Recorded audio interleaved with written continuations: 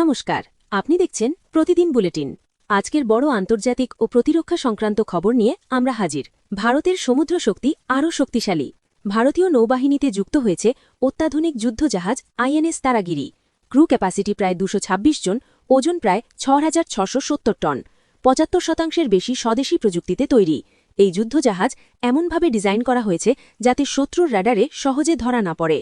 সবথেকে বড় শক্তি, ব্রাহ্মস মিসাইল দিয়ে ৩০০ কিলোমিটার দূর থেকেও শত্রু জাহাজ ধ্বংস করতে পারে, আর বারাক মিসাইল দিয়ে ১০০ কিলোমিটার পর্যন্ত আকাশপথের হুমকি আটকানো সম্ভব।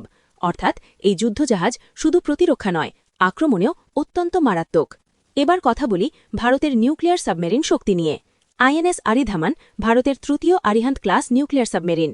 দৈর্ঘ্য ১৩০ মিটার, ক্রু প্রায় ৯৫ জন, পানির নিচে মাসের পর মাস থাকতে সক্ষম।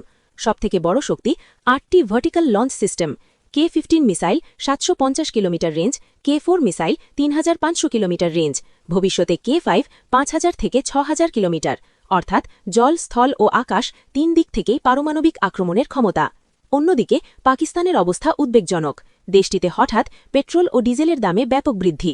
নতুন দাম, পেট্রোল ৪৫৮.৪০ টাকা প্রতি লিটার, ডিজেল ৫২০.৩৫ টাকা প্রতি লিটার।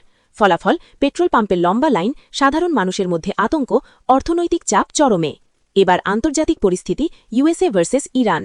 ইরানের দাবি তারা একটি আমেরিকান ফাইটার জেট ভূপাতিত করেছে। বিশ্লেষকের মতে এই ঘটনাগুলো বড় সংকেত দিচ্ছে। সংঘাতের নতুন মোড়, ইরান পাল্টা হামলায় খাড়ি অঞ্চলের গুরুত্বপূর্ণ অবকাঠামো টার্গেট করতে পারে, বিশেষ করে ব্রিজ ও তৈল গ্যাস প্লান্ট।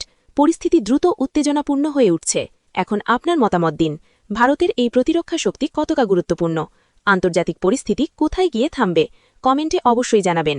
আর এমনই আপডেট পেতে চোখ রাখুন প্রতিদিন বুলেটিনে। ধন্যবাদ।